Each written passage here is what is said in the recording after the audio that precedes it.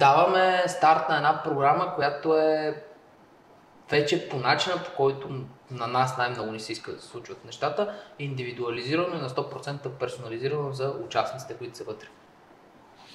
Иска някой да направи повече операции, иска обаче да бъде в определена обстановка с познати и непознати лица, иска да гледа повече неща, вече е натрупал база данни, видял е теорията, наясно е, но иска да започне да работи, но не се чувства спокоен да работи самостоятелно.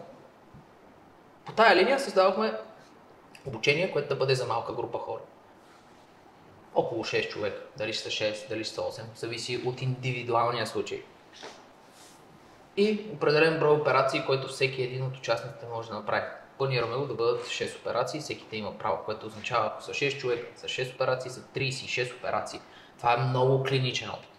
Дискутираме също... Който е споделен между всичките участници. Нали, без значение, че нали, всеки един ще е направил само 6, той реално получава много толкова опита от другите. Всъщност не са 6 операции, а са 6 клинични случая, защото отговорността за завършването е отново на екипа и протезирането, което нали, много пъти ние говорим за операции.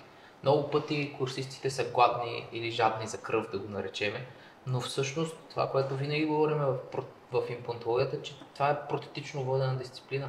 И ако ти нямаш кой да ти завърши нещата или да ти проектира или да проектирате заедно като екип едно такова лечение, то няма да стане. Затова нека не го фиксираме само върху операциите, защото не е така. Ние си даваме реалната сметка, че този процес се определя от края. И ако не знаеш къде отиваш, има много голям шанс да отидеш на някое друго място. Да се загубиш по пътя. Да.